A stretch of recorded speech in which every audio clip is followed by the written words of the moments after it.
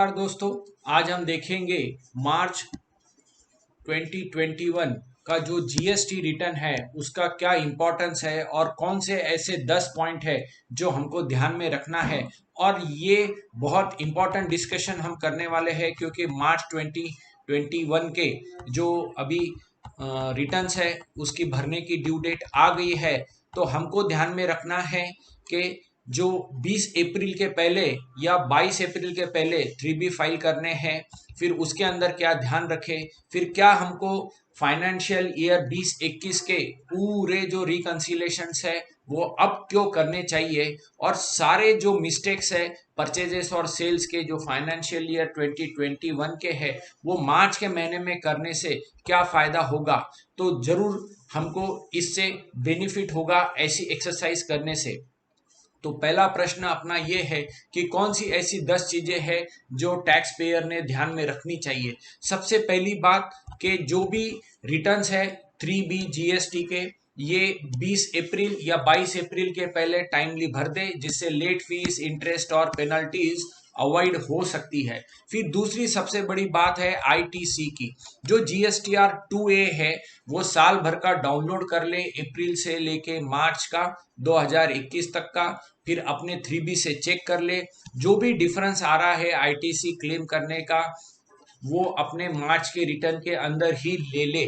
तो ये ऐसा करने से आपका आईटीसी बुक्स का 3B का और जीएसटीआर 2A का टैली होगा। और अगर रूल 36(4) के हिसाब से 5% के ऊपर अगर डिफरेंस जा रहा है आईटीसी के अंदर, तो उसको भी कोशिश करिए मार्च के महीने में ही एडजस्ट करने की।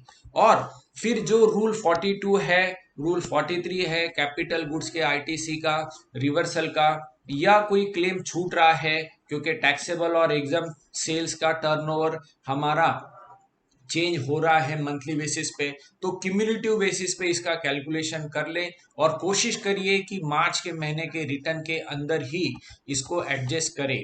फिर जो भी फाइनेंशियल ईयर 2021 है उसका जो 3B है, जीएसटीआर 1 है, जो सेल्स है अपना उसका रिकंसाइल कर ले पूरे साल भर का, और मार्च 21 के रिटर्न्स के अंदर ही डिफरेंस एडजस्ट करे।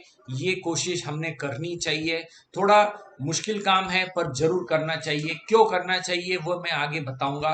फिर क्यूआरपीएम वाले कंपोजिशन वालों ने भी अपने क्वार्टरली रिटर्न मार्च के प्रॉपरली भर लेना चाहिए। जनवरी फरवरी मंथ के जो एडजस्टमेंट्स है जो क्यूआरपीएम में रह गए थे वो भी मार्च में क्लोज करे। फिर 7th पॉइंट है कि जो भी करेक्शंस करने हैं हमको सेल्स और परचेज के डेटा में जो 2021 के है वो मार्च 21 के रिटर्न में करे।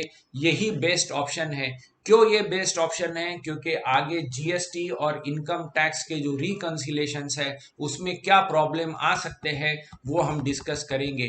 फिर बहुत बार 3B के अंदर other income, interest income, commission income, जो भी मिसलियस इनकम है वो छूट जाते हैं, तो उसको भी मार्च महीने के अंदर क्रॉस चेक करके डाल दे, तो जिससे हमारा सेल्स का टर्नओवर अदर इनकम का टर्नओवर मैच हो जाएगा। फिक्स असेट्स का जो भी मूवेबल प्रॉपर्टी, इमूवेबल प्रॉपर्टी का ट्रांजैक्शंस रहता है, सेल का, वो कई बार छूट सकता है किसी के केस में, तो उसको भी मार्च के मंथ के अंदर एडजस्ट कर ले। वो भी टर्नओवर यहाँ बता दे। जो भी अपने क्रेडिटर्स डेटर्स है जिनसे सेल परचेस कर रहे हैं उनके लेजर्स बहुत हद तक हमने मार्च तक ही टैली कर लेना चाहिए। Debit note, credit note, discount, rate difference, और ये सारा काम करके जितना हो सके उतना मार्च के महीने में ही ले लेना चाहिए। तो दोस्तों आप सोच रहे होंगे कि मार्च के महीने में ही क्यों हमने सारी एडजस्टमेंट करनी चाहिए।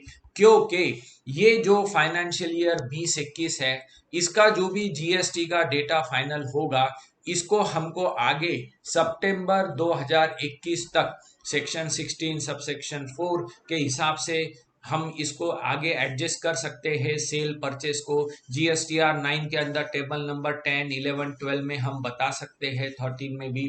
पर ये जो भी सारी एडजस्टमेंट है अगर हम एडवांस में मार्च महीने में कर लेते हैं तो इसके फायदे बहुत है, क्योंकि आगे रिवाइज रिटर्न नहीं है और सबसे मेन जो भी हम 3B फाइल करेंगे उसका जो जीएसटी का टर्नओवर है वो रिपोर्ट होता है 26 AS इनकम टैक्स रिटर्न के अंदर।